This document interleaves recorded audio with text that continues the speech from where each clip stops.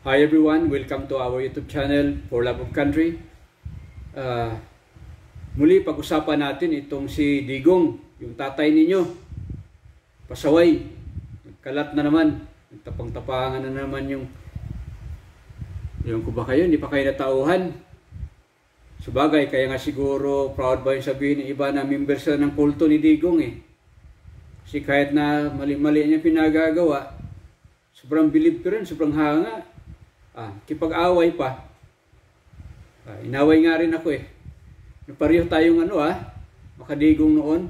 Nauntog lang ako. Nagising ako. Honestly, mula talaga nung sinura niya si Lord, sabi ko, lumabas talaga yung totoong kulay nito.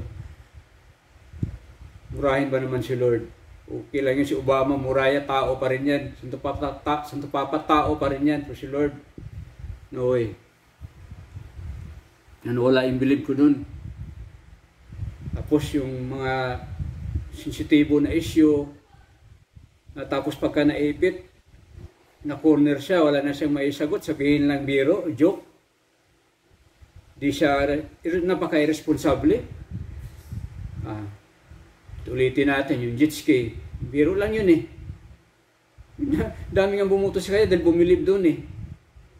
Tapos, nung nanalo na, sabihin lang pala joke. Yung pagsiparit ng Mindanao, gusto niya siparit nila ni Alvarez. Yung kunti lang ang gustong sumama, mostly sa mga incumbent o mga LGU sa Mindanao, ayaw sumama. Sinabing joke.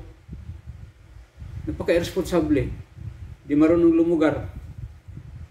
Di nakakatawa yung joke niya. Tapos, kinampihan pa ni yung payaso sa Senado, yung si Padilla. Baka naman daw nag-joke lang yun si yung sabi niya alam na kung saan nagtago si Kibuloy. Uy.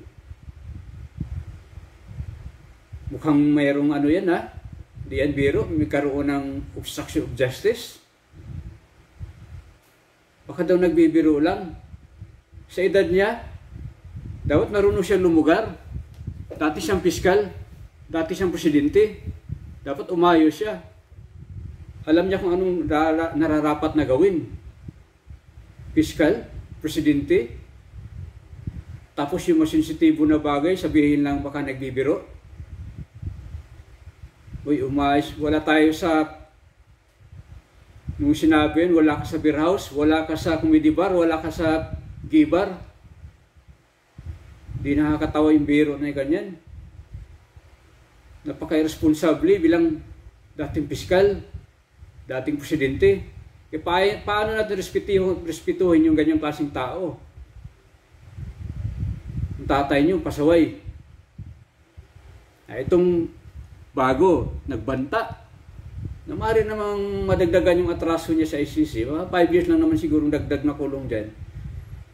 May pagbabanta siya sa ICC na, sinabi niya pagka ayaw daw niya na mag-serve ng yung Pilipino, yung pulis dito, NBI, gusto niya taga-ICC mag-serve.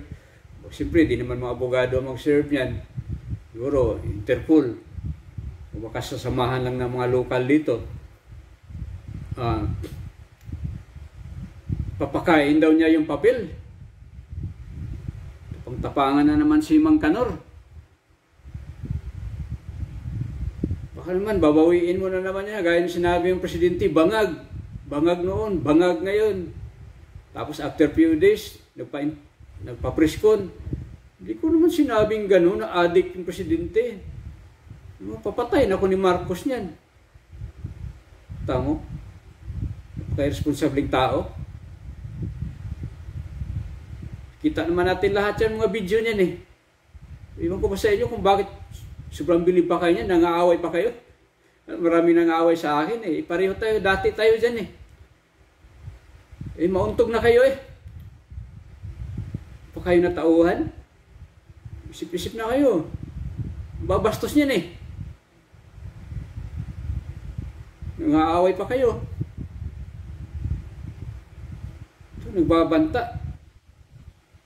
Ito ba namang hintayin natin, natapos na yung June kasi sabi ni Trillanes, June or July. Sabagay, first week ng July pa lang ngayon.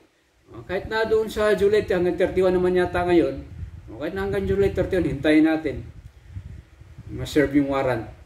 Pero abangan natin to kasi nagbanta siya. Kaya ba bago siya umalis sa few days na lang bago siya umalis sa palasyo, bago bumaba pagka-presidente, parehistro na maraming armas.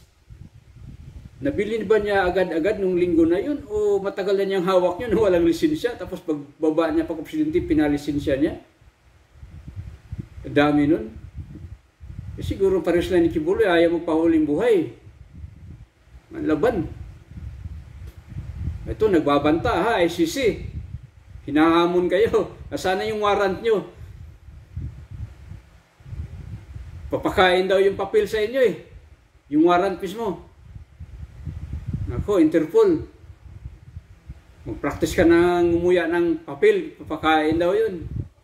Sabagay, manipis lang naman yun. Ilang pages lang na ba yung warrant? Papakain daw. Kung di nyo kainin yung warrant, yung papel, mamili. Papatayin, mababarilin. Yun yung panibagong banta ni Digong ha. Tapang no?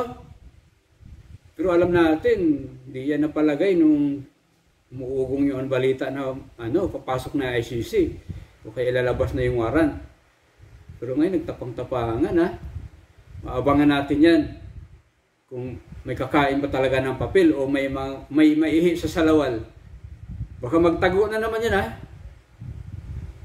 Abangan natin hanggang saan yung tapang ng mayabang na yan. So yan lang po muna. Hanggang sa muli tayo temporary lang po munang magpapaalam. Hanggang sa muli po.